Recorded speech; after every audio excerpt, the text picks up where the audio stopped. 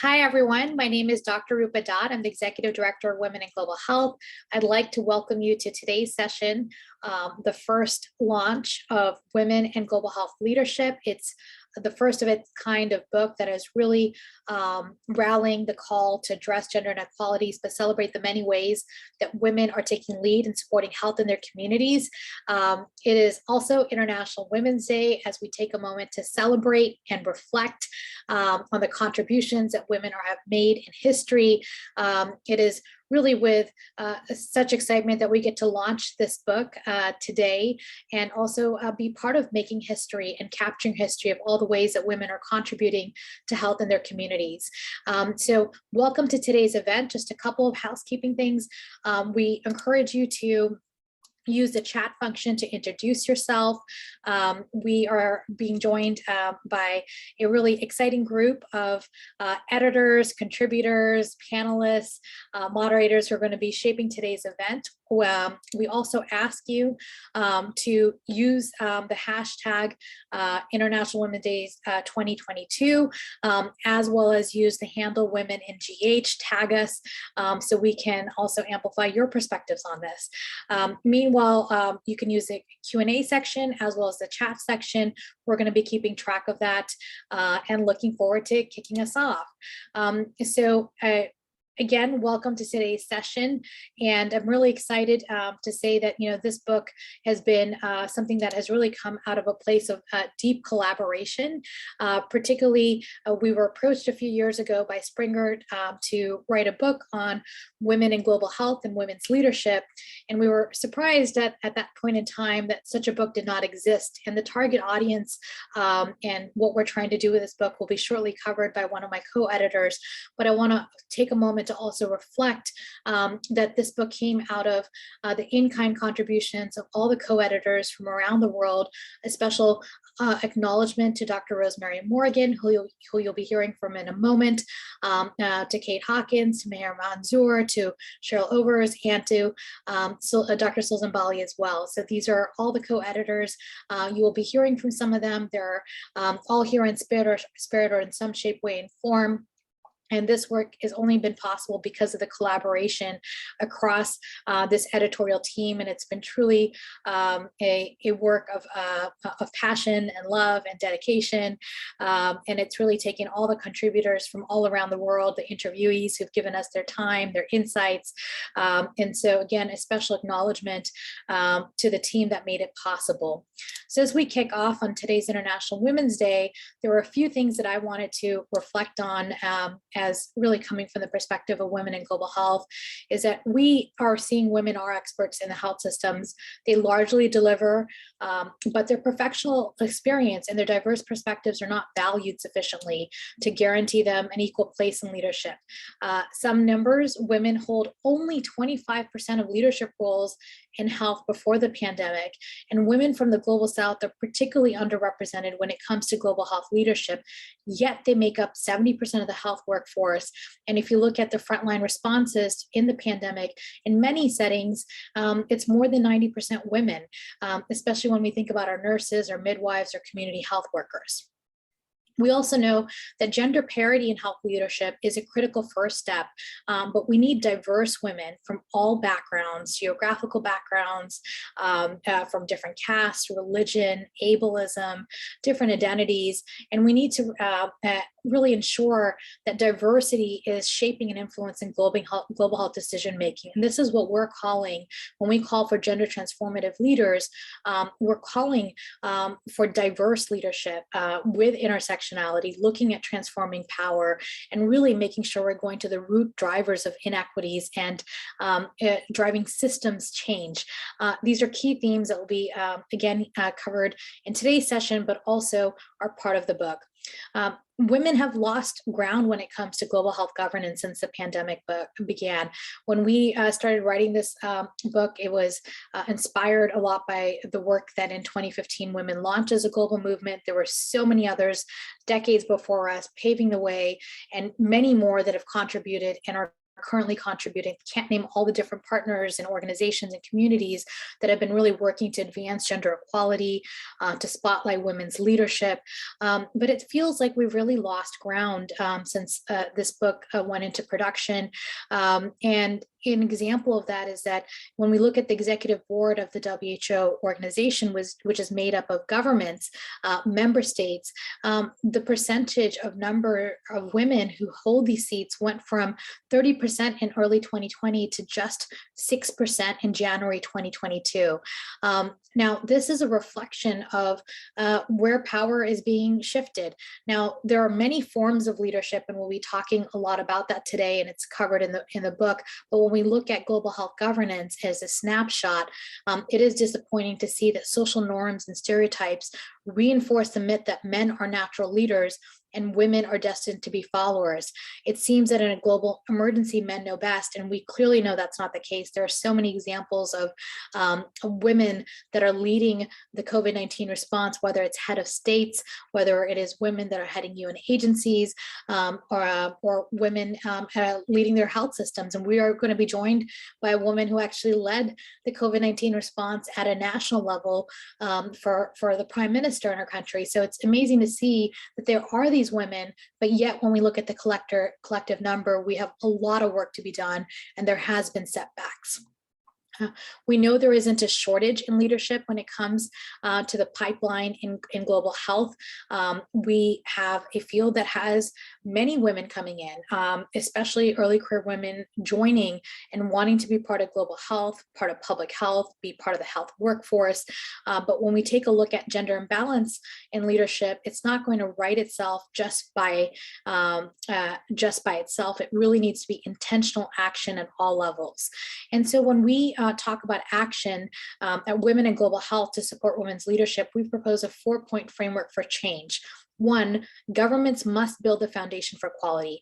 We need to see laws that create enabling environments for women and all genders to thrive, but particularly establish laws against violence and sexual harassment that prohibit discrimination of women at work. There are many countries that still have laws that limit what type of work women can do and what hours women can work. Second, we need to ensure equal pay for equal work and close the gender pay gap transparency. We also need to provide paternal leave and family-friendly policies. The second action point is address the social norms and stereotypes that drive gendered segregation. We need to engage girls in science, technology, engineering, and math. Many of our interviewees talked about how they have faced stereotypes and how they've overcome those stereotypes. But a lot of that has been through individual and interpersonal community groups. But let's really focus on how we go to the deeper systemic issues.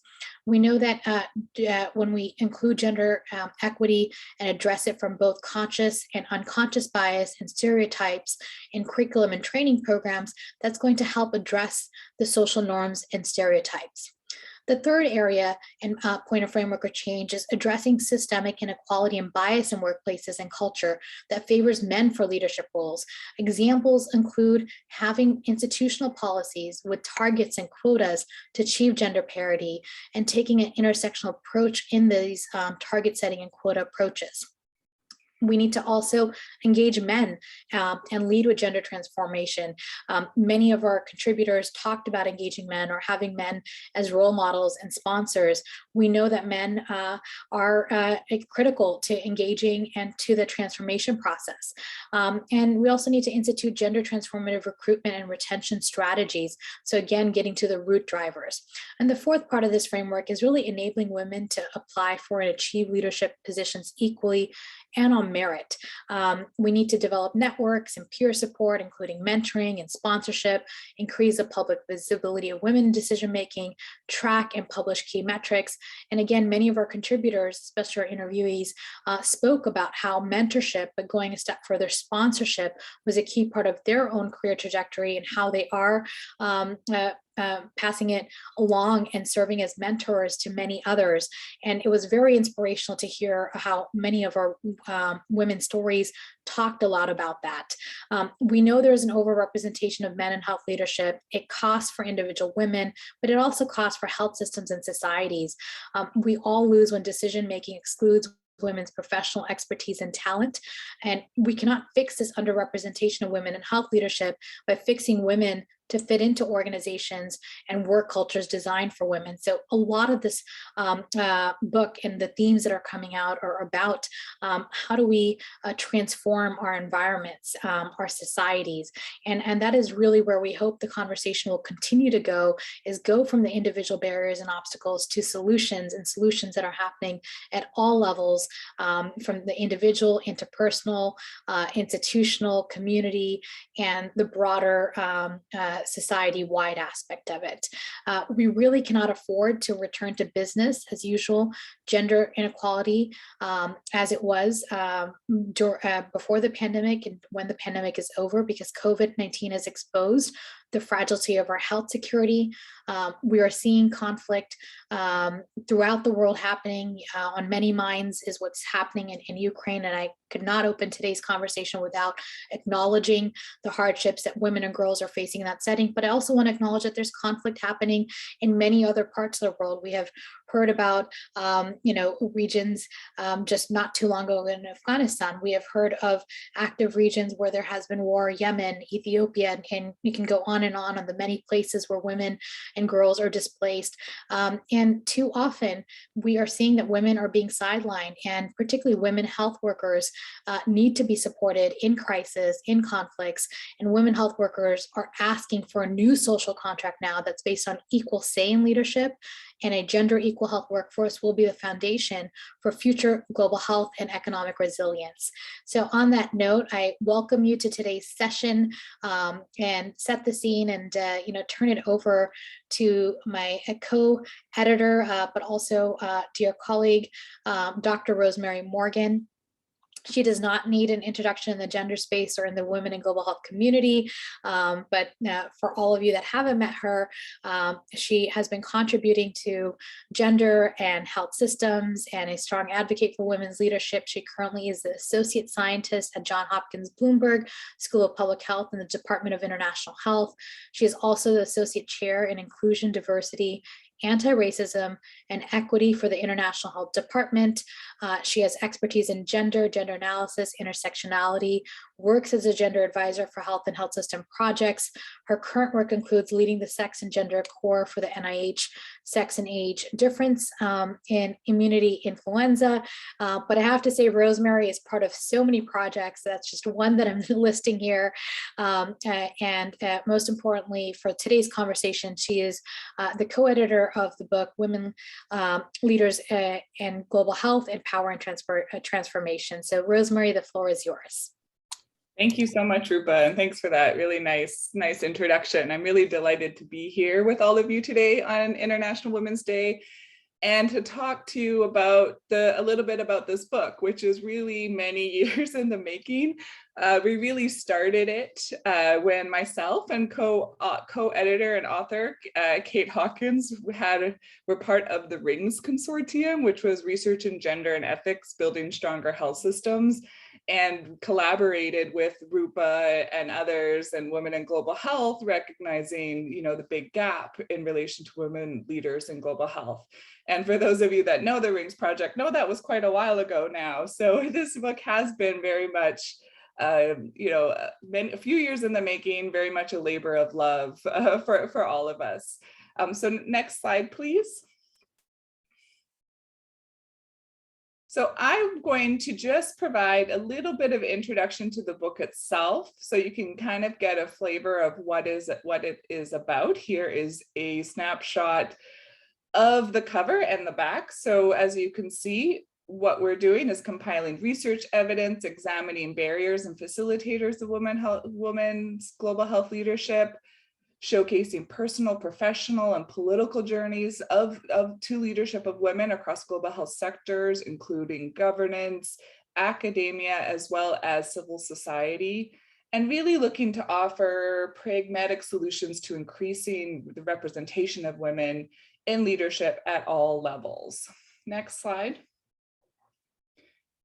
So we were very conscious going into this book that we wanted to amplify a diversity of voices globally. And we did put out a call for contributions and received many great ones that are showcased in the book.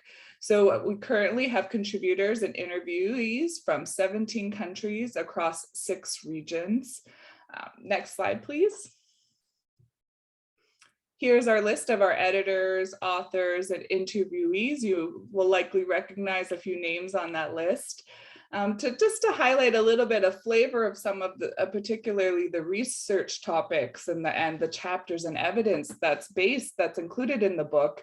Claire Somerville talks about broadly gendered institutions and global health. Yara Assi talks about gender, peace, and health, promoting human security with women's leadership. We have Koimura talking about gender quotas, the 2/3 gender rule in health leadership, the case of Kenya. Devaki Nambiar and Gloria Benny and Hari Sankar talk about women health leaders in Kerala and India, respectability and resistance. Anne Nolan brings us to Ireland and talks about leading from the front, transforming policy and crisis for school-based sex education and the role of women leaders in that. We have a chapter looking from Stella Bakibinga and co-authors looking at leveling the terrain for women in global health leadership, a case study from sub-Saharan Africa. And Cheryl Overs and Kate Hawkins, which are also 2 of our editors, look at responses to sexual abuse and exploitation in the wake of the Oxfam sex scandal and their implications for women leadership. While Zara Zanelli presents a review that she did looking at women in health systems leadership, demystifying the labyrinth. And that's just a few of the chapters, titles that are included in the book. Next slide. So a little bit about the book. So we really went into it with the question, why is it, despite women representing the majority of people working to improve health outcomes in communities, non-governmental and multilateral organizations, both as paid and unpaid health and social care workers, we have a governance system that privileges men, and what can we do to redress the imbalance? And we did really come into this book thinking about leadership a little differently than it typically is thought about, thinking about it as how women and everybody can be leaders at all levels, not just top down. We can be leaders in our homes, in our communities, in our organizations, in the everyday work that we do. So we really came at it with this perspective. So the book explores leadership roles that women currently play in global health, teasing out the routes that they've taken to leadership, challenges they've faced, and also aspects that facilitated their journey. As Roopa mentioned, we did curate the book through in-kind contributions from all authors, all editors. All of us were really working on this outside of our regular jobs, given limited sources, while we really wanted to and brainstormed pretty hard about how to make the book open access. We just were unable to do it.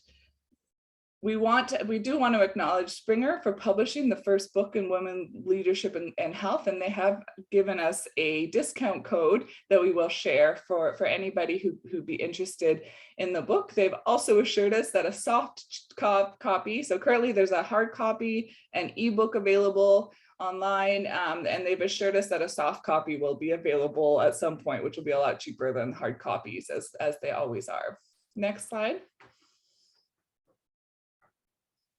What we're really excited about the interviews in the book and the stories that are told within them. So the editors all went and conducted interviews with women leaders in different aspects of global health, as I mentioned, in governance, in academia, and in civil society. So what we really wanted to do is bring to the fore the stories of women on the front lines of the struggle from around the world, highlighting and complementing these stories, as I mentioned, with the theoretical and analytical explorations of the structures and systems that help or hinder the process. And we really hope the book can be a rallying call to arms to address gender inequality and celebrate the many ways in which women are taking the lead in supporting the health of their communities internationally. Next slide.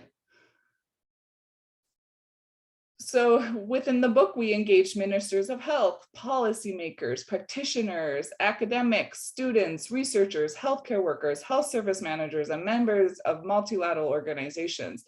You'll see, you probably saw from the diverse list of authors and interviewees that came from multiple sectors. We really want this book to help inform the development of institutional policies and procedures to support women in leadership across all positions. Next slide.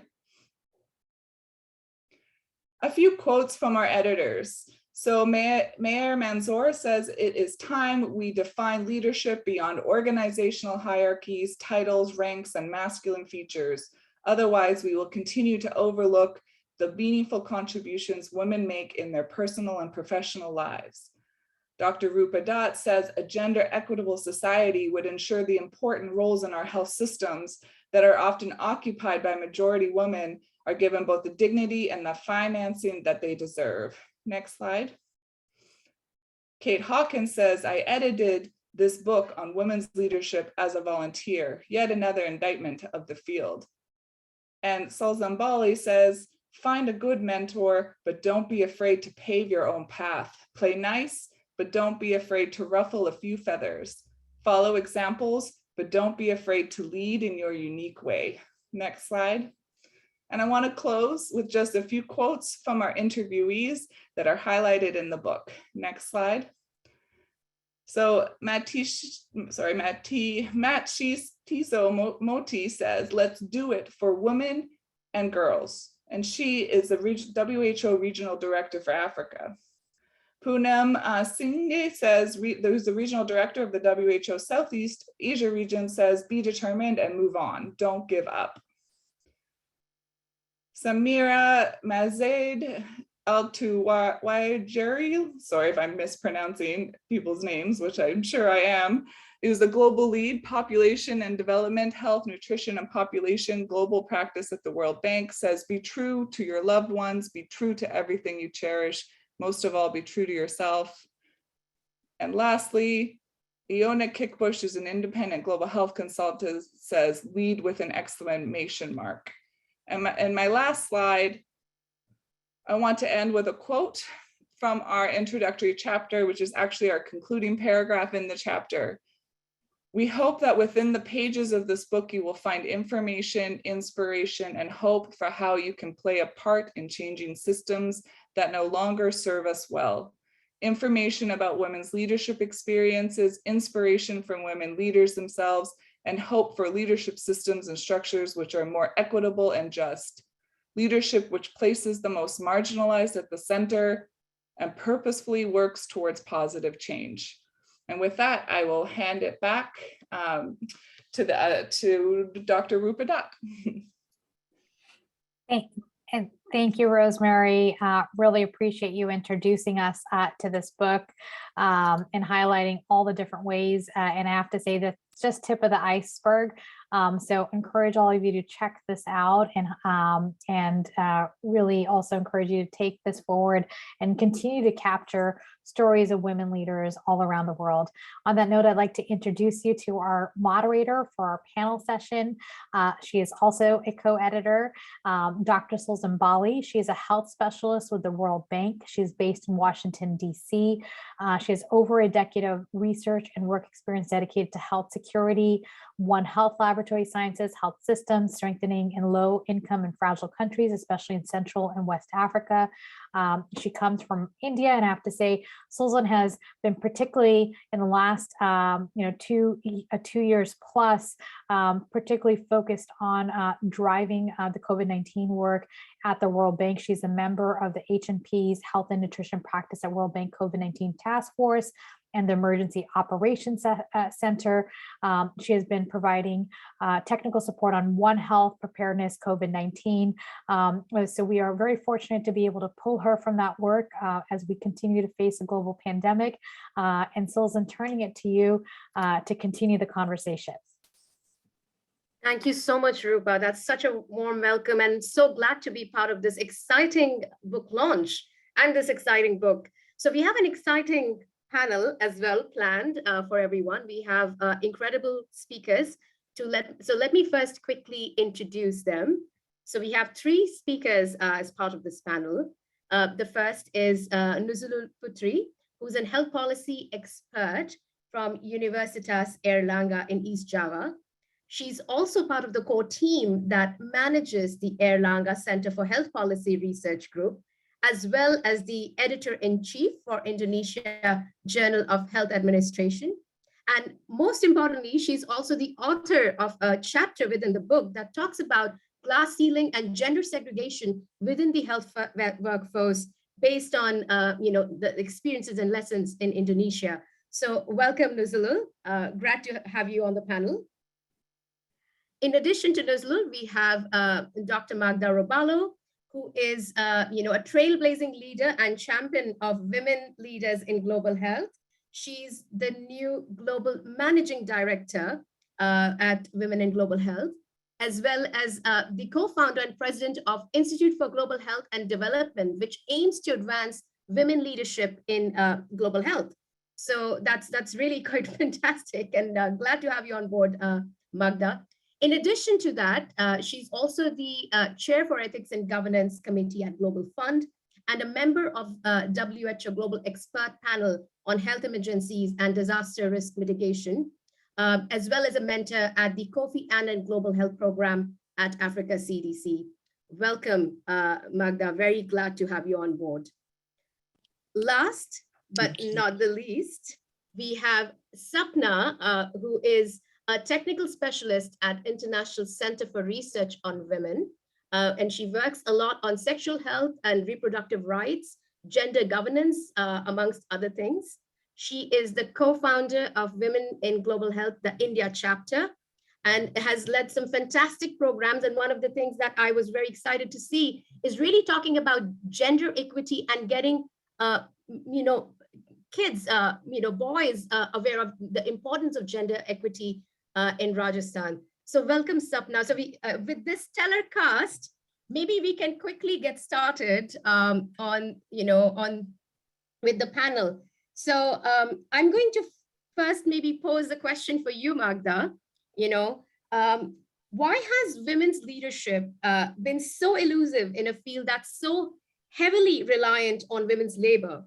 And in your opinion, has a pandemic taken women forward or backward in terms of leadership in health? Over to you, Magda. Thank you. I'm delighted to be here. Yes, women actually represent 70% of the workforce. And if you look at nursing and midwifery, they are 90% of the workforce in the health sector, but their participation at the leadership level is not visible, is not diverse, and it's not felt. This is, in my view, because the health field, unfortunately, is just another dimension of the social repository of humanity, where the ancestral, both conscious and unconscious discriminatory behavior against women is anchored. That's the big picture. The global health space is a mirror of what our societies are, and an even better mirror of the global governance architecture. If you look at all the international organizations, you look at the Security Council, you look at many political organizations around the world, the global space for women leadership is a mirror of what we see in other spaces. So the fact that women are in lower positions is in the microspace of the health sector is because their potential and talent is not recognized and valued, both in a passive way, but also actively left behind on a more intentional attitude. If we open up space for women to lead, that would mean finding new and lower spaces for men to step down. And this is a major challenge. This is what has been keeping women in the pipeline of leadership, a pipeline that is not diverse and is far from being representative. The entire health industry, research, pharmaceuticals, health technology, etc., are male-dominated. Few women enter the pipeline, actually. The doors of the leadership room in the health sector are kept by men coming from the political spectrum, most of them, from academia and business organizations, all of them male-dominated. Ministers of health, they are nominated from political parties who are male-dominated. The same for academia and business entities. So the barriers that deter women from entering the political space are real and are hard to overcome. Changing mindsets and societal beliefs takes time, and it's really going to be a uphill battle, which we are engaged in, but we need more actors to be doing the same. Traditionally, women have been entering the nursing profession as they were not seen as capable of becoming doctors. In my country, for example, nursing and teaching professions were seen as a way out for women as they were not deemed fit to become doctors until very, very recently, a few 10, 20 years ago. But their caring and motherhood skills were very much appreciated for the nursing profession, and their education skills as mothers pushed them to primary and secondary school teachers. Change needs to start with the women themselves. Too many of us are still prevented from asserting our leadership and breaking the barriers because of the mentally constructed stereotypes that Roopa spoke about. You answered the second question, why, whether the pandemic has taken women backwards or forwards. I put this in a very simple way. The pandemic was a fight against the virus. It was a war against the virus. And from the beliefs of our society, you send men to the war. We are just seeing what's happening in Ukraine, unfortunately. Men are asked to stay behind, and because they are fit to be in the war field. So somehow this is what happened also for the COVID-19 pandemic. It was felt that the strategic leadership needed to fight the pandemic was coming from men. It was felt that the steel spine that was needed to fight the pandemic was better put in the hands of men. And it found a space where actually there were few women in the pipeline of leadership. So it was easy to count on the men out there. That's why we have seen very few women leading the COVID pandemic in their countries or even globally. So overall, the pandemic has taken women backwards, not thinking about the economic consequences of the pandemic, which left women even more disenfranchised and dying or moving down the ladder into poverty, because most of them work in the informal sector and have very short-time jobs, no social security, and they slipped into poverty during and after the pandemic. So just to end my response, I would like to say that as democracy erodes around the world, male power shifted backwards to the hands of those who have little regard to the rule of law, social justice, and human rights, of which women's rights are integral part. So COVID kept middle-level healthcare workers, majority of whom are women, in the caring room of hospitals and health centers, while men were in the control room around the negotiating tables. COVID was a war, like I said, against the virus, and women were not deemed to be in the command operations and plan strategies to fight the enemy. I will stop here. Thank you. Thank you so much, Magda. And I agree, the impact of the pandemic has been disproportionately high for women. And yet we, now in order to ensure that women have been at the front lines for this pandemic, despite that, and now in order to ensure that we see more leadership, we need, as you said, change mindsets and as well as, work within the political system to ensure gender equity is advanced. So thank you so much, Magda, for that. I'm going to now turn to Sapna, to you, just to ask you, I mean, you've done so much of research on, gender equity. According to you, Sapna, why does intersectionality matter so much when we are looking at gender equity and health leadership? So over to you, Sapna. Thank you, Susan. I'm a little wary of using the term intersectionality because everybody's using it these days, and nobody knows what it means really or what to do with it, except that we need to use it, right?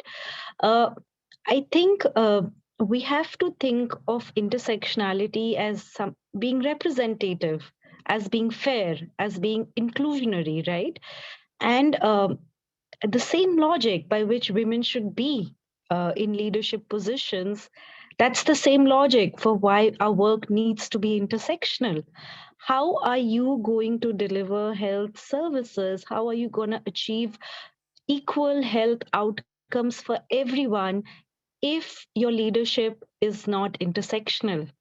Right? We keep talking about all the time about how these men are on leadership positions in the health sector, and they don't know what's going on with a woman, and they are making all these health policies. Similarly, when we're talking about different groups of men, women, people from other gender, caste, class, religion, how will we know what their realities are? We cannot speak on their behalf. We cannot implement on their behalf. We cannot assume on their behalf. And that's why intersectionality is important. So I feel like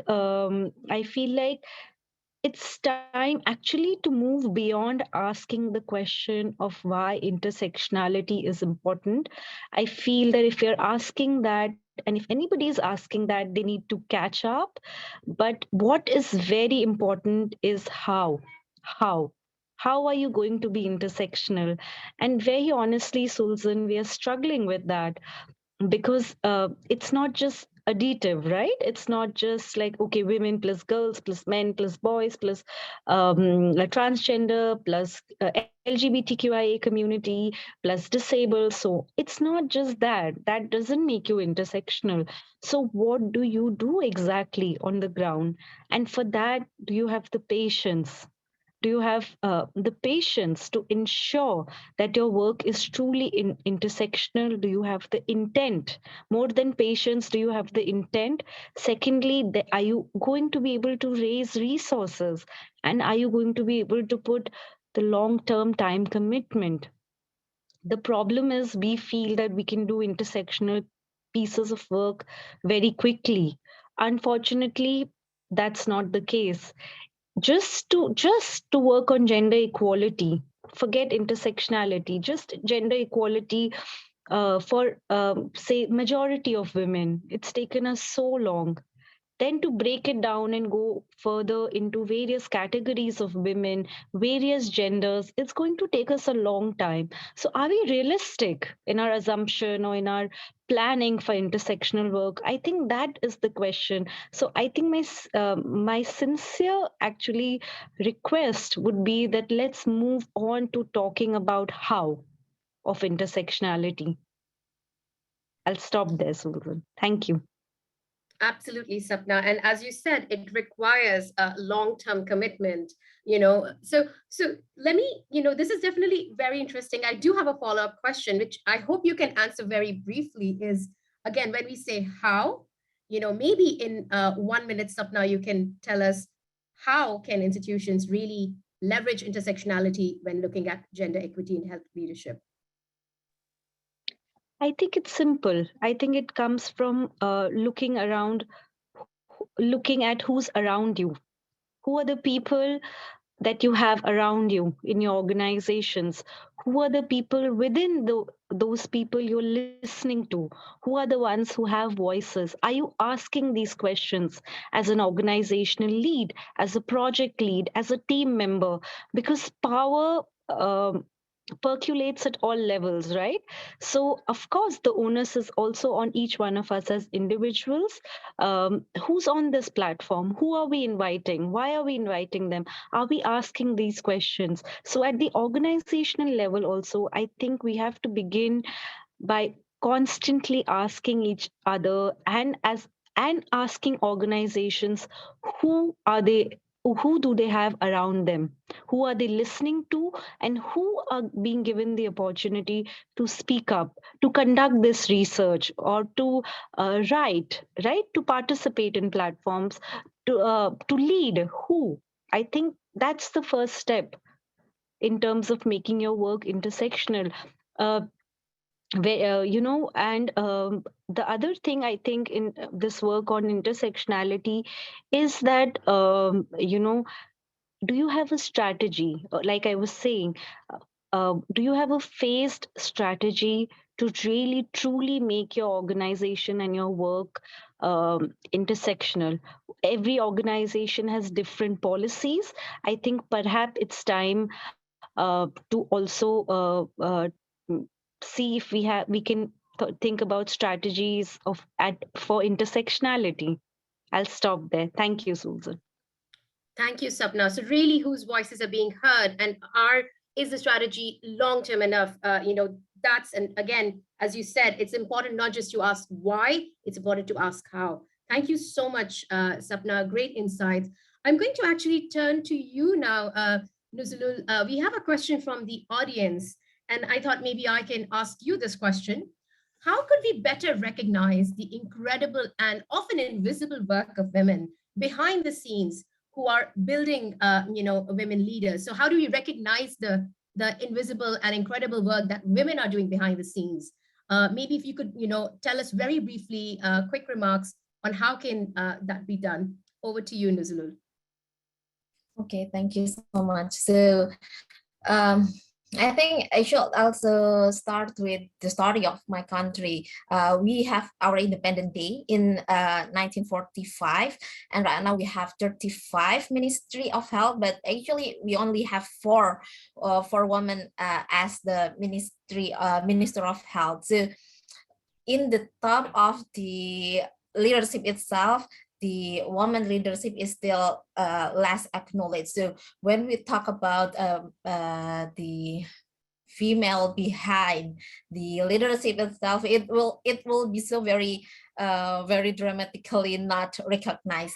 But I'm sure that when we share a lot about the story about the woman leadership to others, to also inspire others, women, it will become like a movement from us to show that there is a woman in the health system that and they are very contribute with the global health improvement. Thank you so much, Nuzulul. So really bringing out the stories, is one of the key aspects how we can really bring recognition to the incredible work that women are doing behind the scenes. So great insight. I'm going to actually now ask a question that I want all of you to answer, and maybe keep your remarks to brief so we can stay in time. But I think these are very important questions. So again, turning to you, Magda, and then to Sapna and Nuzulul in that order. Very briefly, we know women face barriers, all the time at work.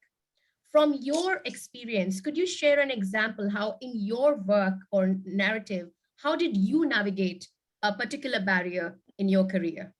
Over to you, Magda. Thank you. We face barriers every single day. Navigating them is just being sure about who we are, what we know, why we are there, and don't taking no for an answer. We need to confront the pushback. We need to say, I don't accept this. We need to be aware of our value and decisive about where we want to be. Absolutely, Magda. That's true. But also, just turning to you now, Sapna.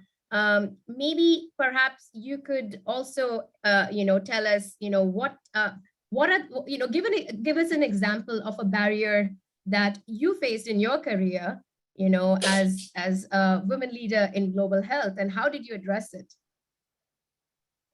I think, I mean, I come from a background where women aren't allowed to work outside the house.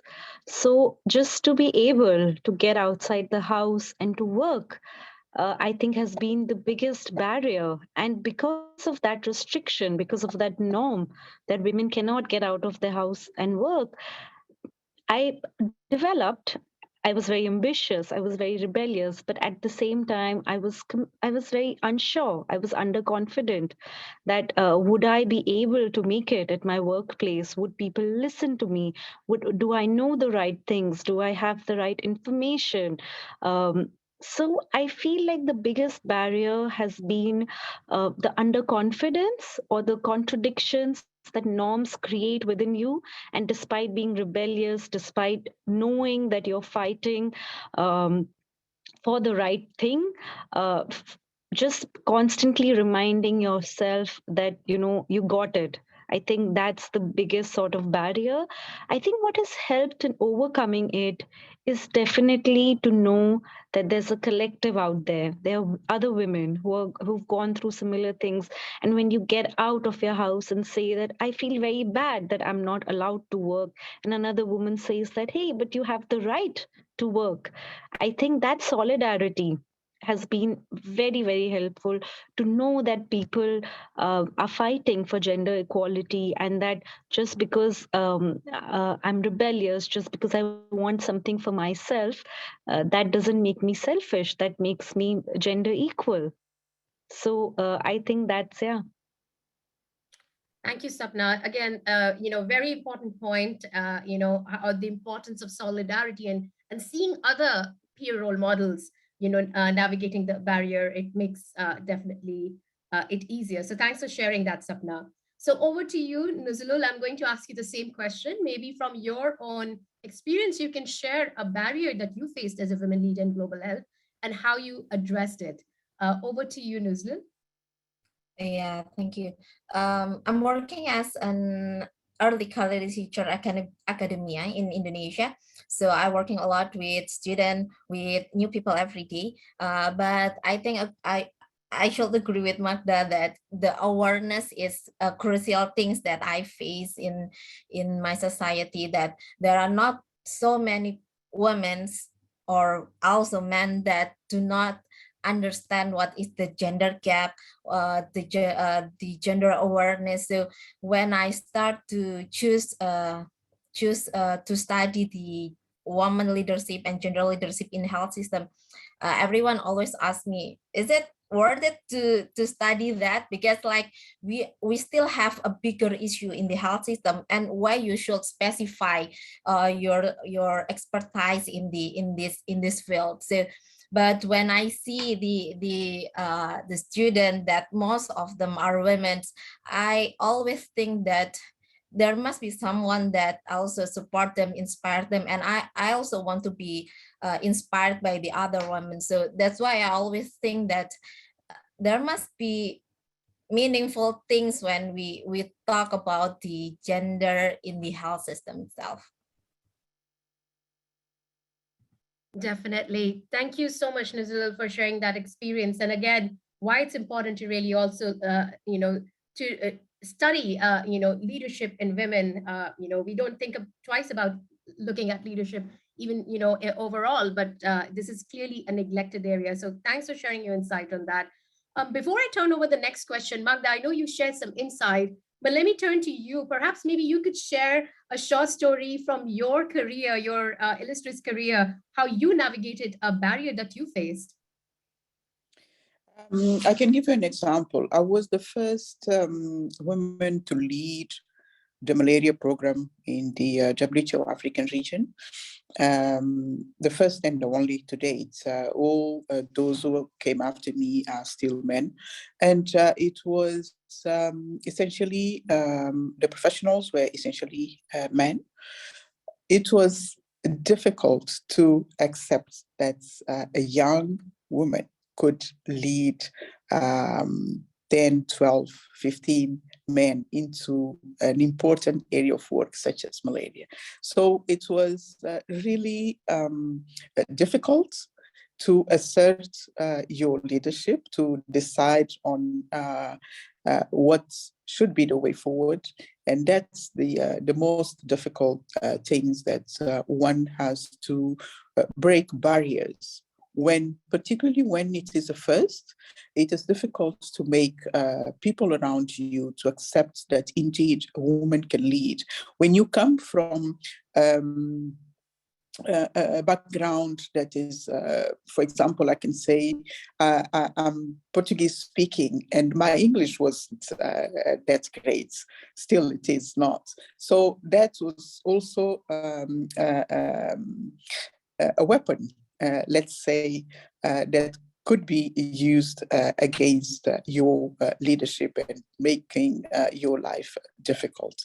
Other examples, there are many examples, but they are all related. You step in as a woman in a place full of men. Recently, I was the High Commissioner for COVID-19 in a government full of men, from president, prime minister down the line.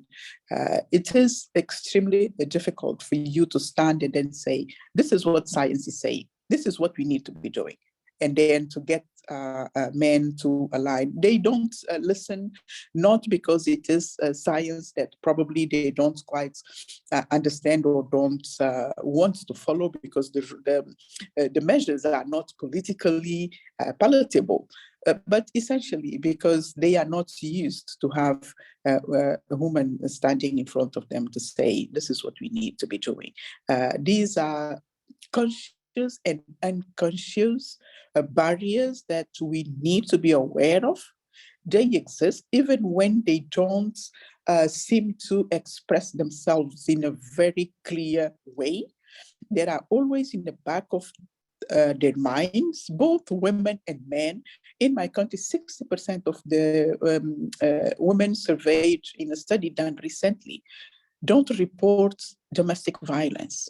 50% of them believe it's normal for women to be beaten by their husbands. So you can see we are coming from far, and there is a lot of education, sensitization to be done. We shouldn't take it for granted that because we speak about it, because we say the right things, it is well understood. There are layers of education, concepts, beliefs that prevent our information to trickle down into the minds of people. And those barriers need to be dissolved so that we can succeed in what we are doing. Thank you so much, Magda. And I can say that your English is definitely way better than my Portuguese. So, so yeah, it's very interesting that you talk about biases and obviously, the challenge of being the first, but, hopefully not the last, can be and it's quite incredible you were able to address those challenges in your career. So thank you so much, Magda, for sharing that. I stayed in the position for 5 years, so. It's incredible, Magda.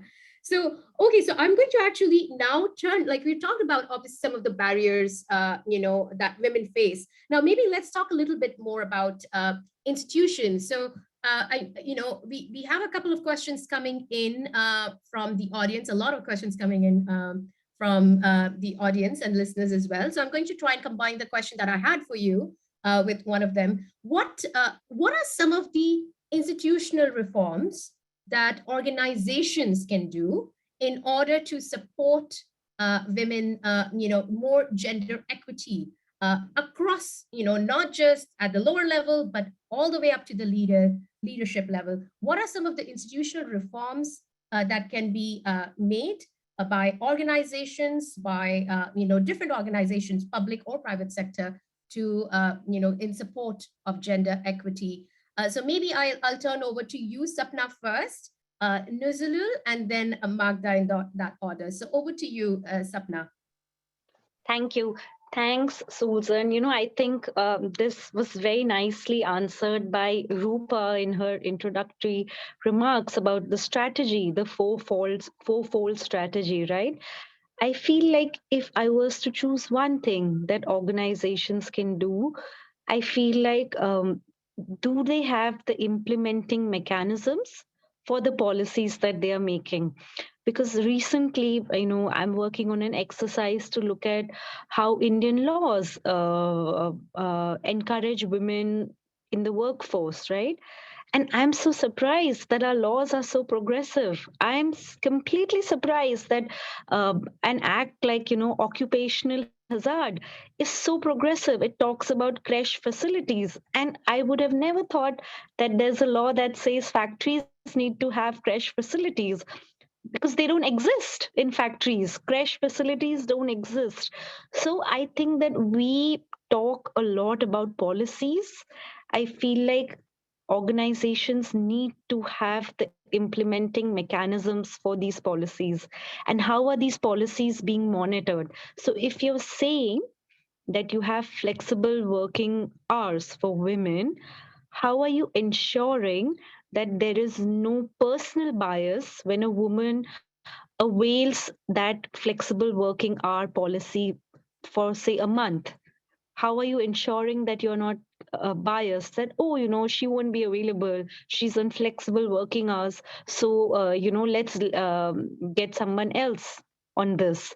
So I think that is the tricky part, because your policy can easily say that we have flexible working hours, but how are you monitoring, how are you holding people accountable to those policies? I think is one key institutional reform that we require.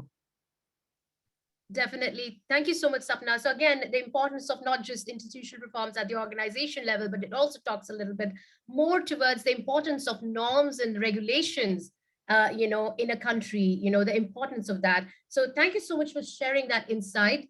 I'm also going to turn to you now, Nuzlul. Maybe you can share with us again, how can institutions improve gender equity, and also, how Sapna talked more about also the importance of norms, and regulations. From your angle, how do norms can, do they prevent gender equity to be changed for better? So maybe you can answer that, Nuzul. So again, what can institutions do, and also from your experience, the importance of norms and regulations in a country, for advancing gender equity. Over to you. Yeah, I totally agree with Sapna that the implementation things is also the important one, because we know that we have so many policy about the gender mainstreaming. It's kind of one example that we always say that we have to promote gender mainstreaming in every country. But when we talk about gender mainstreaming in the in the technical level, they commonly do not know what is gender mainstreaming and how they can articulate it in the public health program. Last year, we worked on the evaluation of gender mainstreaming in the public health program in Indonesia. And unfortunately, the government already have like the technical tools, the procedure, what they should do. But when we talk with the public health managers in the implementation level, they never train about the gender mainstreaming itself. So I think there is inconsistency between the strategic policy with the implementation policy. So it's very important to make sure that there is a link between the strategic and the technical. Also, because like we know that most of the health worker is women, and in the health education is also become the supplier for the health system. I think the gender norm also must be educated in this health education. If I'm not wrong, there is no curriculum that exactly explain about what is genders, what is SOGIs to our health students.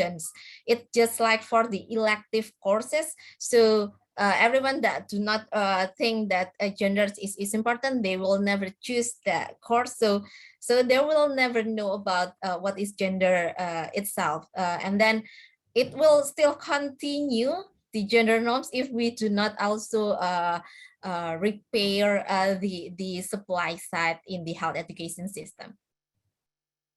Thank you so much, Nizul. Great insight. And again, importance of not just doing gender mainstreaming, but also the awareness of gender mainstreaming, I think is very critical. So thank you, Nizul. I'm going to actually turn to you now, Magda, and obviously in your remarks earlier, you talked about how very few women actually even report domestic abuse. So, we have a question from the audience, in your experience, what can be done, to encourage every woman who's going through domestic abuse to report it? Can organizations do something? Can we as peers do something? So what can be done to encourage more reporting of domestic abuse when, given that, it can often go unreported? And how do we educate women about domestic violence? So over to you, Magda.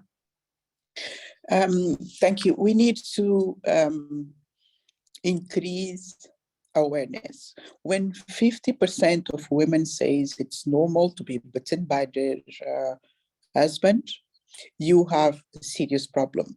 They have been educated like that. They believe in that. Awareness. You need people who have been through that, who have overcome, to testimony and to educate them and make them feel that they too can overcome that. Another important thing to do is economic empowerment of women. Many women remain in those violent relationships, not because they don't know it's wrong to be beaten, but because they don't have the means to go somewhere else. I think we need to do three things. One, overcome the denial. There is still a huge denial in society that this is a problem. Secondly, we need to make sure that people understand that fighting for gender equality is not fashion. We are not here for a seasonal something that will fade away. And thirdly, we need people to understand that this is a whole of society undertake. It's not just women's task. We need more male partners to be able to push this very heavy load that we are carrying. Domestic violence, be it physical, psychological, economic, or otherwise, is a very, very deep, entrenched, pervasive problem in our societies, which is taught through religion, through learning from what our parents have been through, and we assimilate that as being normal. So it is difficult to unlearn. We really need role models. We really need education and education and education. In my country, the average time that girls stay in school is less than 2 years. It is difficult. We need to find specific strategies, context related, to educate those girls that it is not a fatality to be on an early marriage, but this is what they are used to in the village and even in urban areas. So there is a lot of work to be done through education, and education needs to be translated into what people understand at the local level. One thing is the global discourse, another one is what we use at the local level to really free women from the mindset that keeps them into this virtual and vicious cycle of domestic violence and then disenfranchisement. Absolutely, great points, Magda. And again, it's a pervasive problem. And I'm glad you highlighted also the linkage, the importance of economic empowerment of women to reduce more dependence on this. When so I think that's also very interesting linkage. So thanks for sharing that, Magda.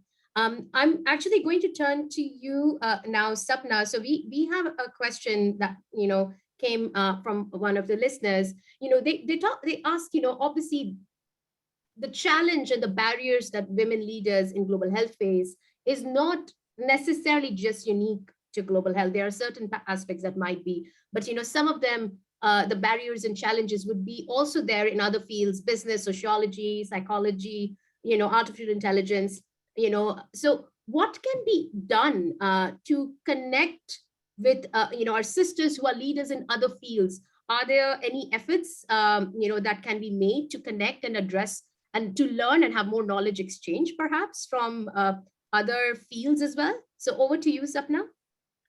Thank you. Absolutely. We need that solidarity, which I was speaking about some time back, that, you need to hear others' experiences, and it doesn't have to be in our own field of global health. Unfortunately, women all over the world face similar problems when it comes to issues of mobility, when it comes to issues of pay, when it comes to issues of harassment at the workplace, marriage norms, parenthood norms, pension benefits, right? I mean, the things that shape a leader or that provide a platform for a person to grow, those barriers are common across fields. So there is absolutely no doubt that you need to speak to women, you need to understand their experiences from other fields and look at solutions that they've come up with. And we've been trying to do some interesting work on understanding women's challenges in leadership, not just in the health sector, but also in the law sector and also in economics, what Magda said about economic empowerment. This convergence or this sharing of knowledge is not just doesn't give personal strength, but it also empowers you with information. You know what's happening in the field of, say, biology, artificial intelligence, technology, economics, and how all of this can be used to also aid women in health, to improve health outcomes, to improve our own journeys. So I feel that it's an absolute gain from a personal point of view and also from the point of view of positive health outcomes for all. So the only way to do that is perhaps, have more platforms where there are women from different fields, where you're conducting research that is interdisciplinary, where you're setting up organizations that looks at these interdisciplinary linkages. Thank you, Sapna. Again, really, really great point. And again, the importance of really, talking about these issues and, having solidarity with other fields as well. And, again, it kind of goes a little bit more into intersectionality as well, right? And cross-sectoral knowledge exchange. So thanks for sharing that, Sapna. So let me ask you a question we asked all our interviews. So as Rosemary mentioned, for this book, we had an opportunity to ask women leaders, in different aspects, working at different areas within the global health, academics, healthcare workers, people who are leading policy at the governance level, to ask, what were the challenges they faced and what advice would they give to upcoming women leaders.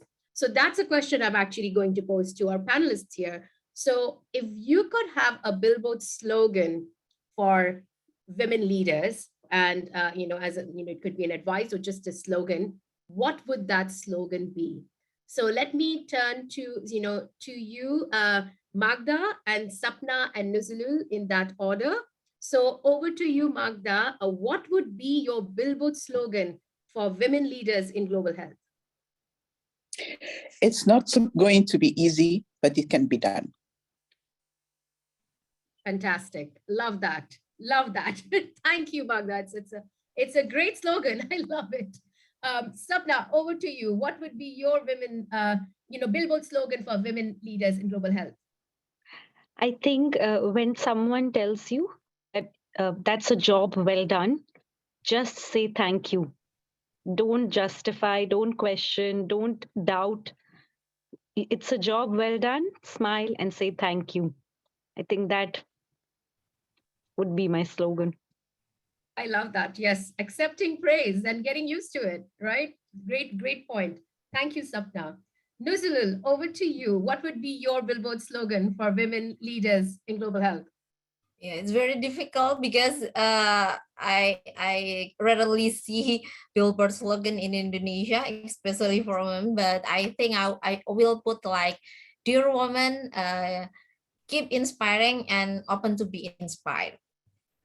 Incredible. Absolutely. And inspiration is, I mean, I'm feeling so inspired by just being here with you, our incredible panelists. So thank you so much for inspiring us all here and for your time. There are a lot of questions. I would love to continue the discussion further, but we are at time right now. So just to reflect back, I think it's very clear from our conversation that the importance of solidarity, importance of breaking barriers, and there are different challenges we as women face in our careers.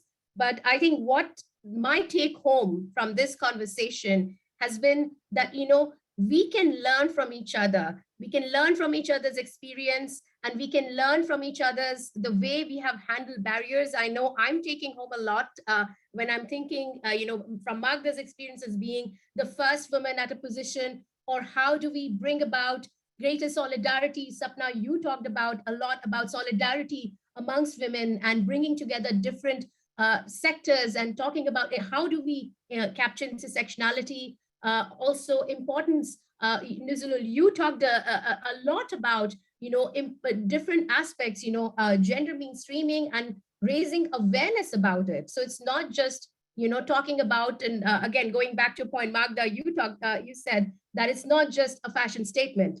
It's actually real challenges, real barriers women in our field are facing, and it's really important to ensure that it starts with awareness. And solidarity is critical for us to face these barriers. So thank you so much, everyone, for your time. I'm going to, given that we have to close this, and I know we're already like a minute or two beyond our schedule, I'm going to now ask Roopa to come in and introduce to us our next speaker, Sinet Fiseha. So over to you, Roopa. Thank you, Sulzan, and thank you to all of our panelists for just such an insightful discussion. I think we're, again, still on the surface, but starting to go deeper on these issues and about how we really transform power, how we really advance this agenda. And I really appreciated how we even challenged the words we use and how we go beyond that. And so on that note, I'm so excited to be able to introduce Professor Dr. Sinet Fise, who also does not need an introduction in our community at Women in Global Health. She has a track record of really challenging power and privilege in everything she does. She has been transforming global health, and I will provide a brief introduction for her. She is currently recognized as the global leader in reproductive health and rights, is a lifelong gender champion. She serves as the director of global programs at the Susan Thompson Buffett Foundation. She is also the chief advisor to the Director General of the World Health Organization. She is a reproductive endocrinologist specialist, and prior to these roles, Professor Fise was the chief of division of reproductive endocrinology infertility at the University of Michigan. And I could go on and on the different roles that Dr. Sinet Fise has. She has also a track record of mentoring and sponsoring so many women. Some of my fondest memories is running into her at a conference in Rwanda on women's leadership, and just seeing dozens, if not hundreds, of women from all different generations eager to connect with her. So we're so fortunate to have you today, Dr. Sinet, on International Women's Day, and turn to you to really close us out. But as you are closing us out, I know it's going to be with challenging all of us on how do we go forward, and where do we go forward, and where should the movement be. So welcome, please, Dr. Sinet. Thank you. Happy International Women's Day. Thank you so much, everyone, Roopa and team. It is such a pleasure to be here, and frankly, an honor to have my story told along such remarkable women. Congratulations to the authors for pulling together these incredible stories. And frankly, congratulations to everyone at Women in Global Health for an excellent event and discussion. It always warms my heart to see women shining light on other women in all its forms. And it is especially meaningful to see women leaders identified and elevated in our global health space. So I celebrate each and every one of the women featured in this book, but also the ones that did not make it to this book, but are changing the lives of women and girls in health day in and day out. I also want to give a shout out to the quote from one of the editors of the book, Salzan Bali, who was also moderating the panel. Find a good mentor, but don't be afraid to pave your own path. Play nice, but don't be afraid to ruffle a few feathers. Follow examples, but don't be afraid to lead in your own unique way. And this just resonates with me, and you will see why later. I'll say this, but wanted to quickly say that this is the balance I've always encouraged others to strike, and I have tried to focus this both in my interview in the book and on how I live my life. So, coming back to closing, I just want to say what immense honor it is to be asked to do this.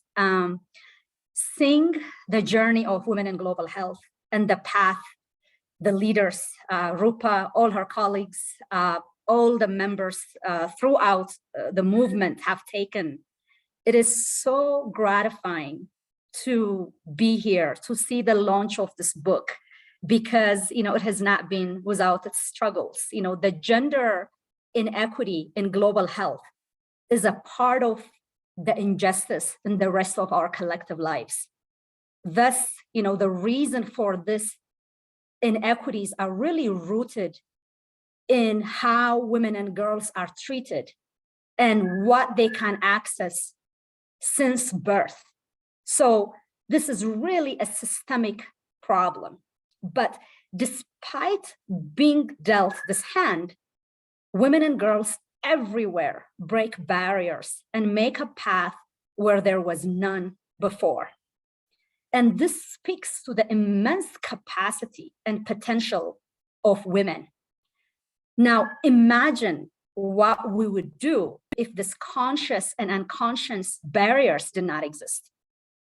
This capacity for imagining and daring to believe in ourselves and in a better world is frankly why each of us are in this room today and having this conversation. With everything that has happened over the past 2+ years due to the pandemic, and of course, the glaring racism, sexism, xenophobia, war, conflict, but frankly, the lessons I have learned throughout my life, as each of you in this room have, I strongly believe more than ever that we ought to go beyond thinking about possibilities of reform here and there, and really dare to transform global health and shift the status quo. Because we all know the data. We all know things should change for the better. What remains now is doing it and setting precedent how we can transform systems. If I were to specify, just to give you an example, an area of work, it would not come as a surprise to any of you that know me, that would lift a significant barrier for women on their path to leadership, I would point out to women's ability to reproductive autonomy, women's ability to control their future, their reproductive health and rights. I don't need to tell anyone in this room the number of SRH, the numbers on SRH or challenges women and girls are having accessing reproductive health services. So I will just that the state of reproductive health services and rights in the world today is a window into systems that coalesce to keep women where they are.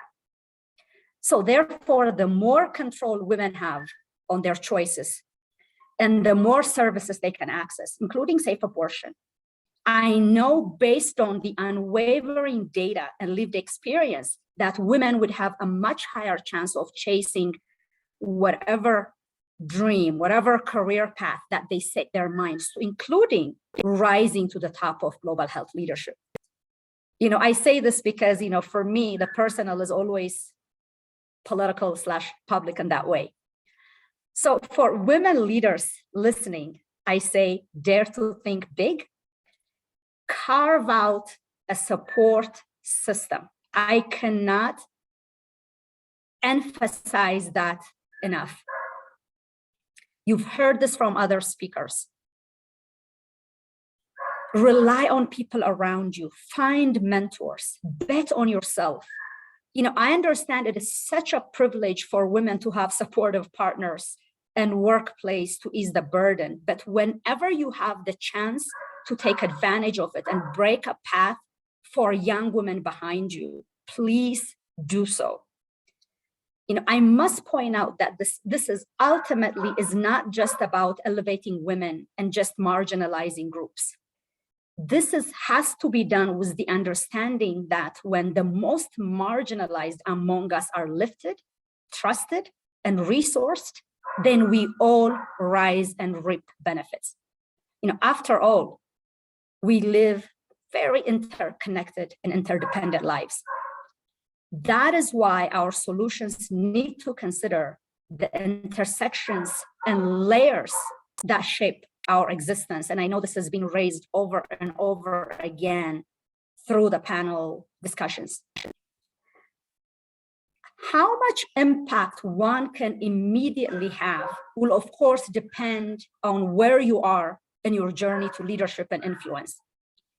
But know that a lot of things that seem set in stone and unchangeable aren't always so. And I would encourage each of us to take that one step that scares us, to mindfully push the envelope and build alternative pathways and see what happens. The ripple effect from seemingly small acts of bravery will shift global health and our collective experience in magnitude of ways you won't imagine. And I really want to take this moment out to give a shout out to Roopa, who I have watched for a long time, not being invited in the room, not being recognized, despite showing up every day, right? Despite pushing, and I remember always saying to her, Roopa, show up. It doesn't matter. A time will come where the system will be forced to recognize you and your movement and the women in your network. And that's precisely what has happened. So please do not underestimate how much impact you can have by showing up and doing what is uncomfortable in the face of adversity. And eventually you will see where that will get you. So as we celebrate the gains that have been made in recent years, the remarkable women featured in this book and beyond on this International Women's Day, I want to leave you with few points. First, shift your understanding of authority and leadership. Yes, we do have a long way to go to arrive at a genuine equity and representation. And our expectations should certainly remain very high. However, we should also recognize that leadership does not necessarily have to come in its traditional forms and titles. In other words, we should really question our understanding of power and leadership. One of the most magnificent things that happened out of this terrible pandemic is that we have seen our ability to show up, to organize, to create virtual rooms, to create clubhouses and lead dialogues and not wait to be invited. So really don't let go of that. There is incredible opportunity for non-formal authority and influence that we can take advantage of on the way to transforming systems. Secondly, as we look at the myriads of challenges, let us capitalize on the gains, on the positive leap forward. That is how I've always lived my life, acutely aware of the realities of my world, but focused on the difference I can and should make with the incredible opportunity I have been given. And last, make your own rules. We talked about the Billboard question. We should not submit to often very arbitrary, unjust societal rules. Nor should we wait around for everyone to change their minds and agree with us and address our complaints. It would be nice if people did, but that often does not happen. And frankly, that should not be our goal either. We should instead focus on finding entry points, disrupting long-standing practices, taking risks, uplifting, making room for each other every chance we get. Like I said earlier, if when the systems don't support, you build your own networks and support systems. Start small, show that it is possible. And believe me, they will then come to you and ask how you did it. I have seen this in my days in academia at the University of Michigan. We see it now, all of us play out in global health. And then I see it in philanthropy. So do not underestimate your power. I am so grateful to have been part of this journey along with women in global health all over the world. I am grateful for the opportunity to be here with you and to have shared my words. And shout out again and a big congratulations for Women in Global Health for launching this amazing book on this incredibly important day. Congratulations again. And Roopa, I celebrate you. I celebrate your team. I celebrate all of you. Congratulations, and back to you. Thank you, Dr. Sanaid. I am speechless as always, and I am feeling so inspired, as I'm sure all of us are. And most importantly, what you have done is turn the challenge back to us. And that is exactly what International Women's Day must be about. It must be about taking action, as we've heard from all of our speakers today, all of you as part of our community, as I've been seeing a very active chat today. And as you close us out, Dr. Sanaid, I think that is exactly where we need to take the conversation. We need to continue to transform the rooms around us. We need to break the rules, create our own rules. And if we're not invited, we must create our own rooms. And so I think, it's really, there's so much that you've said there that I can't even summarize. And there's so much that's been said today, but my main take home message and challenge to all of you is let's continue on a year of action. Let's continue to work on the issues that matter to us. We've heard how much women's bodily autonomy, women's choice is critical to their advancement of women's leadership. So women's health agenda is as much linked to women's leadership. And let's continue to do this collectively together. So again, thank you for tuning in today. Encourage all of you to check out the book. Again, this is meant to be one, and I hope to next year reconnect and hear of many more books and narratives coming out from all around the world. As we know, there's millions of women who are contributing to health, who are leaders in their communities, and they're not in the book, but they are contributing, and we must capture their stories. So again, thank you, and look out for more details in the chat section, or feel free to reach out to any of us editors. This has been truly a collaboration between Women in Global Health, the previous Rings Group, and many of the editors in their independent capacities. So again, thank you to everyone, and have a wonderful International Women's Day.